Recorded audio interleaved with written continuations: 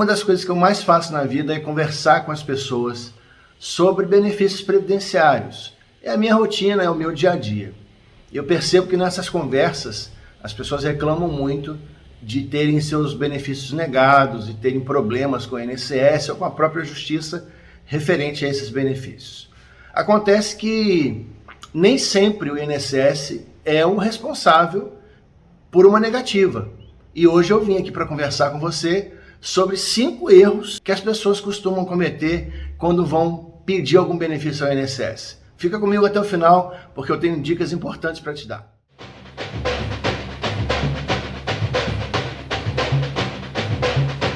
André Coelho aqui, sou advogado, especialista em direito previdenciário e venho aqui todos os dias, segunda a sexta, trazendo informações importantes e preciosas para vocês.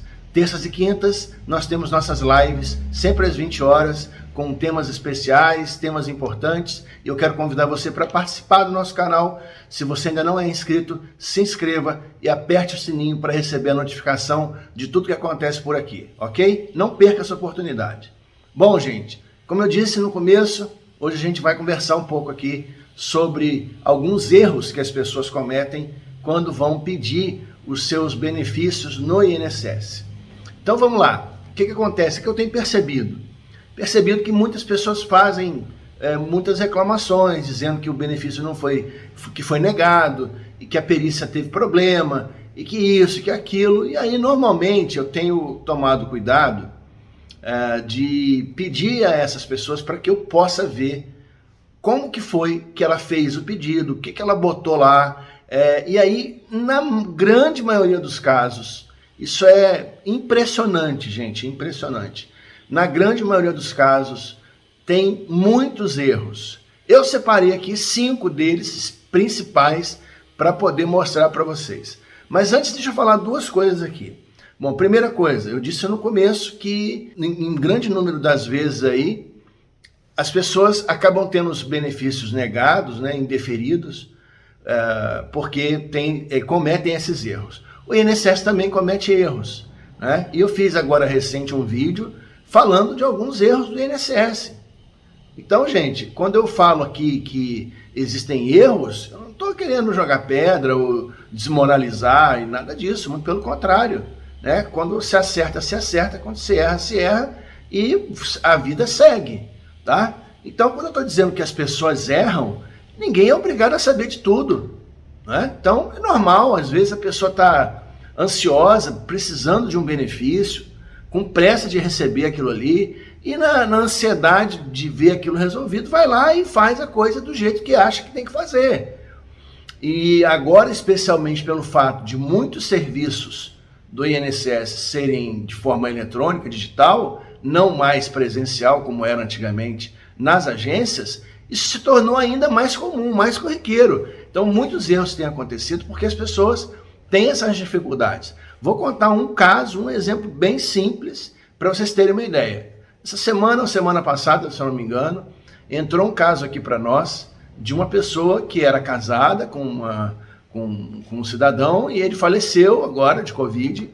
E ela pediu, então, apressadamente, foi lá e pediu com pressa, com razão, porque ela dependia dele, né? A filha também, dependiam do sustento do marido. Foi ao INSS, pediu a pensão por morte.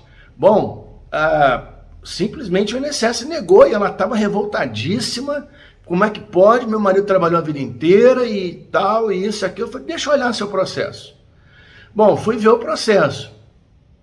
Resultado, ela sequer juntou a certidão de casamento.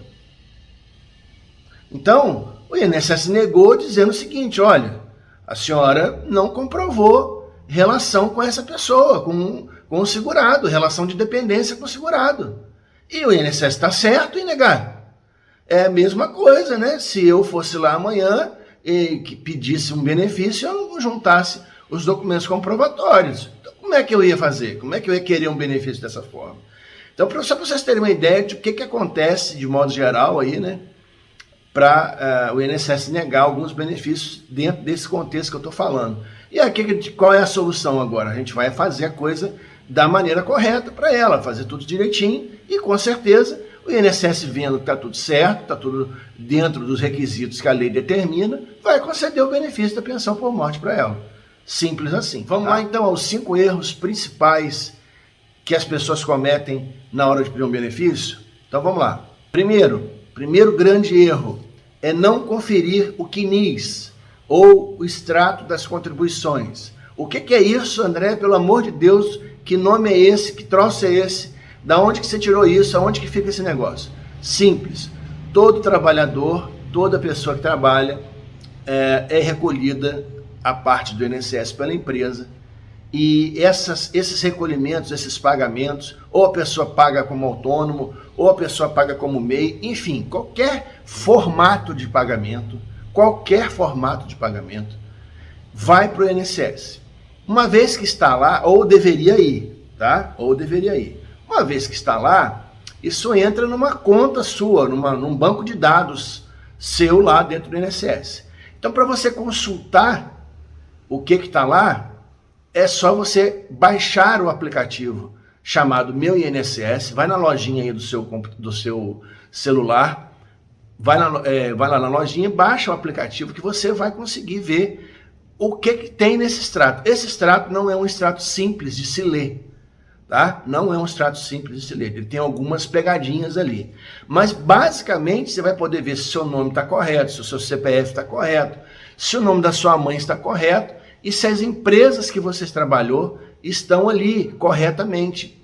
Então é muito comum a gente pegar, quando algum caso chega aqui para a gente pegar extratos de contribuições ou CNIs, que faltam empresas que a pessoa trabalhou, está na carteira de trabalho, tudo direitinho, só que não está ali.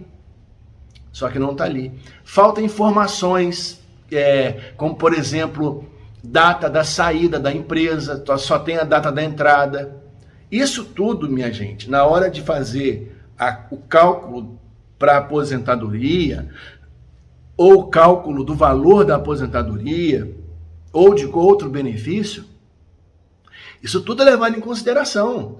Então tem que estar tudo corretinho ali, tem que estar tudo certinho para que você tenha o melhor benefício que você precisa. Então, como que resolve isso, né? Como que a gente resolve essa situação? Já vou dizer, segura um pouquinho. Então, só para você entender, né, a importância desse extrato, desse CNIS que a gente está falando aqui agora. O tempo de contribuição sua está correto? Eles anotaram, isso acontece muito também, às vezes tem lá que você trabalhou na empresa X, sei lá, 1 ano. Só que, na verdade, na sua carteira de trabalho, mostra que você trabalhou 2 ou 3. E isso pode fazer muita diferença. Tá? Então, o tempo está correto. Segundo, os valores das contribuições batem com o que efetivamente você recebia de salário. Foram registrados as alterações de salário, os reajustes, aumentos, promoções, tudo isso está registrado lá? Você precisa ver, precisa ser conferido. Os vínculos estão corretos, ou seja, todas as empresas que você trabalhou está lá no registro, está lá no CNIS, está no extrato? Preste atenção, para tudo aí. Antes de pedir qualquer benefício, gente, você tem que conferir o seu extrato de contribuição. Porque senão o cálculo do seu benefício, o valor do seu benefício, pode sair errado. Ok? E por último, e não menos importante aqui, pode ser que você tenha mais de um NIT. O NIT, CNIS é uma coisa, né? CNIS é o extrato das suas contribuições. NIT é o número de registro do trabalhador. Eu já vi casos de pessoas de terem 3, 4 NITs. Confusão que foi feita, erro que foi feito pela pessoa, ou pela empresa, ou pelo INSS. E aí a pessoa tem mais de um número de NIT. Com isso, o que acontece?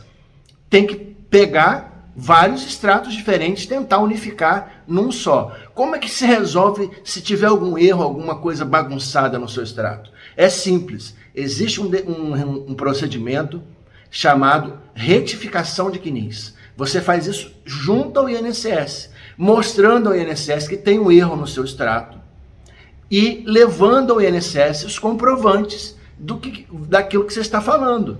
Então, se está faltando alguma empresa, leva a carteira de trabalho. Ou se perdeu a carteira de trabalho, leva uma declaração da empresa. Enfim, tudo que está errado ali no CNIS ou no extrato das suas contribuições pode ser consertado. Ok? Beleza? Então, esse é o primeiro erro que o pessoal comete. E isso compromete na hora da concessão do benefício. Erro número 2. Pedido de benefício errado. Isso mesmo, por mais estranho que isso pareça. É muito comum, vou dar exemplo porque fica mais fácil para a gente, né? É muito comum a pessoa ter alguma doença, por exemplo, e ela pensar em pedir um benefício ao INSS. Existem vários benefícios relativos à doença. Existe auxílio-doença, que atualmente é chamado de auxílio por incapacidade temporária, e existe a aposentadoria por invalidez, que atualmente é chamado de auxílio por incapacidade permanente. Qual dos dois é melhor no seu caso? Qual dos dois benefícios se encaixa melhor ao seu caso? Qual dos dois benefícios financeiramente é melhor para você? Qual dos dois benefícios estrategicamente para a sua vida, o seu momento de vida é melhor para você? Você precisa analisar isso primeiro. Mas, infelizmente, o que as pessoas normalmente fazem? Primeiro, elas não conferem o CNIS. Segundo, elas vão ao INSS e marcam a perícia. E o INSS marca. Como é digital agora, pelo aplicativo, aí que eles marcam mesmo. E aí a pessoa chega lá com um documento médico e o médico, perito do INSS, fala o que ele quer e não o que você está pedindo. Então, isso não é correto. O correto é você fazer o pedido certo do benefício que é melhor para você e da forma correta, sem preencher formulário. Faça um requerimento por escrito. INSS, eu, fulano de tal, brasileiro, casado, sei lá, residente no endereço tal, adquiri a doença tal, ou tem um filho, vai pedir um BPC para um filho, tem um filho com autismo, nasceu assim, foi diagnosticado assim, ele tem as seguintes características dessa enfermidade. E em anexo estão os laudos dele. Então mostra tudo, junta tudo e você vai mostrar para o INSS o seu direito. Fica muito mais simples assim, você concorda comigo ou não? Até para a pessoa que vai analisar lá no INSS entender o que você quer, entender a sua realidade. Você concorda comigo com isso ou não? Então, primeiro erro, não confere o CNIS. Segundo erro, não faz o pedido como deveria fazer. E isso já compromete um monte de pedido, tá? Terceiro erro, importante também, cálculos errados. O que acontece? O INSS recebe, na maioria das vezes, os pedidos e vai analisar. E às vezes, por faltar alguma informação lá no extrato das contribuições, no CNIS, o INSS faz o cálculo de acordo com a informação que ele tem. E às vezes, porque falta lá alguma coisa e você não confere, ele vai dar o valor que ele tem a informação lá. Então, não é nem um erro do INSS isso no caso. É um erro seu. Se o INSS tem uma informação e você não confere a informação, então é o erro de quem? Ah, mas a empresa deveria ter mandado a informação correta. Deveria, eu concordo com você. Mas e se não mandou? O interesse é de quem? Seu ou da empresa? Seu ou do INSS? A responsabilidade pela averiguação, pela confirmação das informações se estão corretas ou não, é sua. E aí, na hora de fazer os cálculos, a pessoa não verifica o CNIS, né, o extrato das contribuições, não verifica os valores que foram lançados lá no seu extrato, se está certo ou se está errado, ou então falta valores. É muito comum isso acontecer, é muito comum a gente pegar alguns extratos e ter uns buracos, assim, meses, sem valores lançados. Porque ocorreu um erro na hora lá, sei lá o quê, ou da empresa, ou do próprio INSS. Erro, falha, né? Falha. E aí, resultado, quem que é prejudicado com isso? Eu? Não. É você que precisa do benefício. Tá entendendo? Então, primeiro erro, não verifica o CNIS. Segundo erro, não pede como deveria pedir. Terceiro erro, não verifica os cálculos. Nem antes e nem depois. Aí depois reclama que o benefício está baixo, que o INSS deu um valor baixo, que você esperava um pouco mais. E às vezes a culpa disso tudo é sua mesmo, tá? Quarto erro principal que as pessoas cometem quando vão fazer um pedido de benefício no INSS: falta de documentos ou documentos ruins. Te explico o que é isso. Eu falei um pouco no começo, né, no item 1 aí, né, na falta de verificação do CNIS, que muitas pessoas não anexam documentos importantes, como certidões, por exemplo, carnês, cópia de carnê. Por exemplo, gente, hoje em dia muitos serviços do INSS são pelo meio digital. Então imagine a dificuldade de algumas pessoas, especialmente pessoas mais idosas ou deficientes, na hora de escanear, tirar foto de um documento. Eu costumo fazer uma coisa com os meus clientes, que é o seguinte: eu trabalho no modo digital hoje também, né? A gente trabalha no modo digital. E aí, aliás, eu só trabalho no modo digital, eu só atendo online hoje em dia, não tenho mais atendimento presencial. E aí, quando alguém vai me mandar algum documento, eu falo assim: me mande os documentos por fotos, tire as fotos num local claro, com boa iluminação e sem a mão na frente. É muito comum, antes de eu fazer essa mensagem e mandar para a pessoa, era muito comum, por exemplo, a pessoa fazer assim. Eu falava assim: me mande a sua identidade. A pessoa tirava uma selfie, botava a identidade do lado aqui, ó, e mandava para mim. Aí eu não podia usar aquela imagem para mandar isso para lugar nenhum. Não pode, a foto é do documento, não é do rosto da pessoa, não é? Então, eu sempre mando essa mensagem para as pessoas, para elas tirarem as fotos em local claro, sem as mãos ou sem o rosto na frente. E aí, muitas vezes isso acontece lá no INSS também. Esse documento é ruim, não serve. Foto de carnê tem que ser tirado bem direitinho. O carnê não pode ser aberto, não pode ter rasura, não pode ter mancha. Ah, André, mas e se tiver? Às vezes não tem solução. Às vezes o documento não vai ser aceito pelo INSS. Entendeu? Está na lei. Não é nem responsabilidade do INSS isso. A lei determina que seja dessa forma. Documento sem rasura, sem manchas, né? Tudo mais. Para poder ser uma coisa eticamente perfeita, né, gente? A gente sabe a quantidade de fraudes que existem. Ele sempre existiu. O INSS foi sempre alvo de muitas fraudes e esse tipo de expediente de fraudar aí documento era muito comum. E o INSS sempre trabalhou no sentido de evitar isso, né? Bom, então, por conta de falta de documentos ou documentos ruins, muitos benefícios acabam sendo negados, né? Como eu falei, lembra do exemplo do começo? Que a pessoa pediu o auxílio pensão por morte, pediu o benefício pensão por morte e não teve o benefício concedido porque não juntou a certidão de casamento. É um documento essencial para esse tipo. Concordam comigo ou não? Ela era dependente dele, casada com ele. Aí ela pede um benefício, não explicou, não escreveu no papel hora nenhuma que ela era casada com ele e não juntou a certidão de casamento. Como é que o INSS vai adivinhar que ela era casada com ele? Fala para mim. Ah, mas o INSS podia ter feito pedido de exigência. Fez o pedido de exigência. Ela não viu. Ela não viu o pedido de exigência. Foi isso que aconteceu. Bom, e aí assim, outros documentos que às vezes são importantes, né? Comprovantes de pagamentos ou de despesas que as pessoas tenham em casos de BPC LOAS. Fotos podem ser anexadas, não sei se você sabia disso, para comprovar relacionamento, né?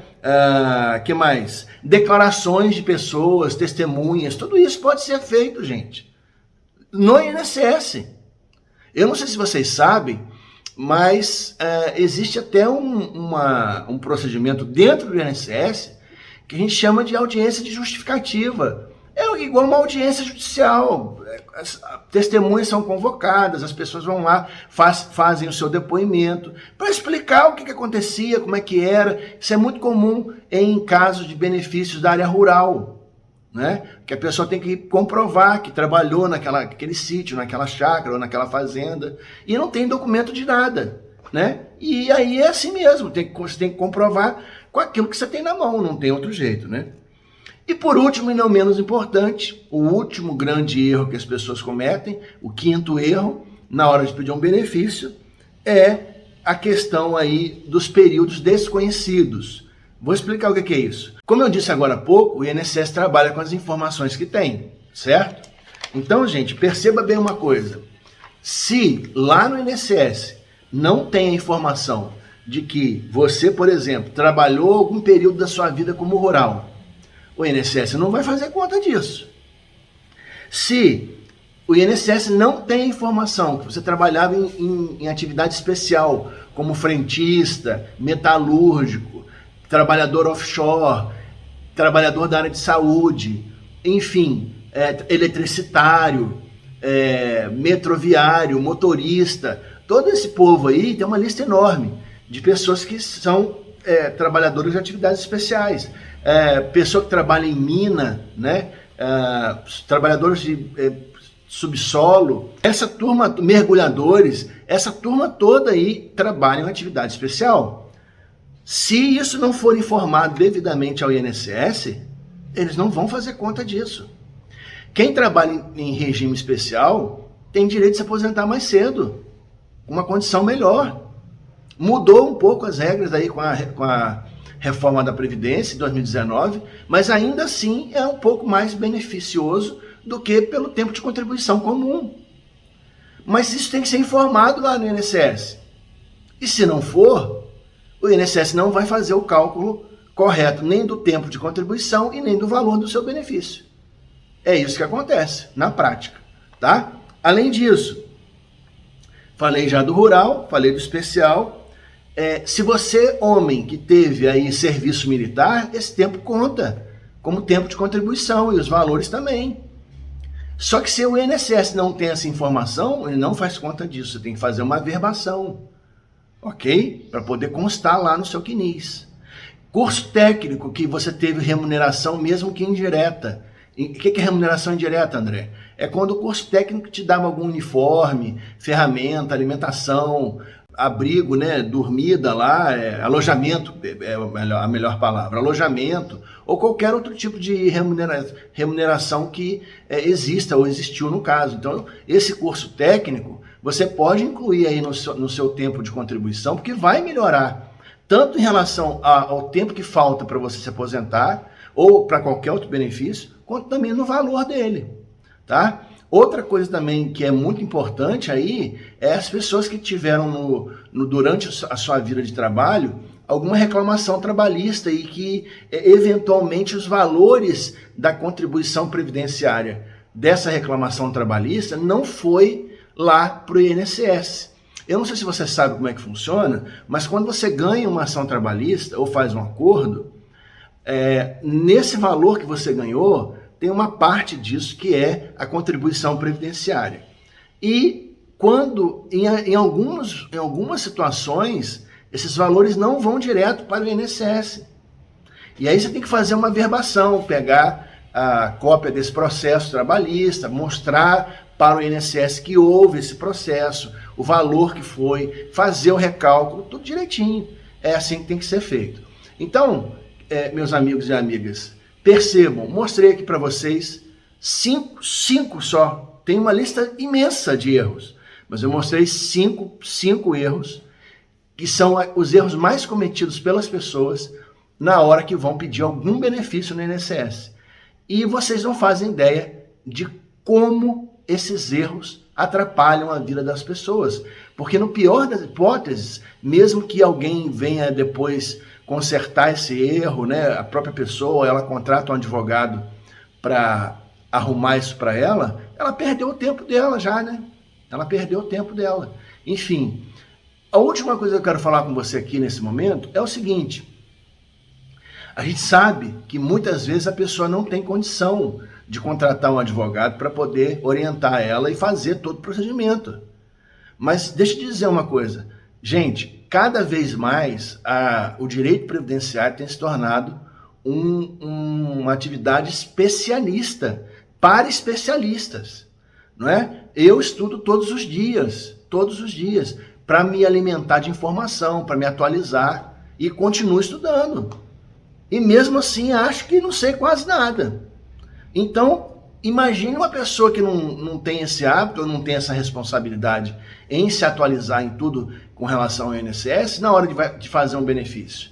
Ela vai ter dificuldade mesmo. Então, se a pessoa não tem condição nenhuma, de contratar um advogado particular para poder orientar e fazer o procedimento para ela, existe a Defensoria Pública da União, que é um órgão excelente, de excelência, ele é ótimo.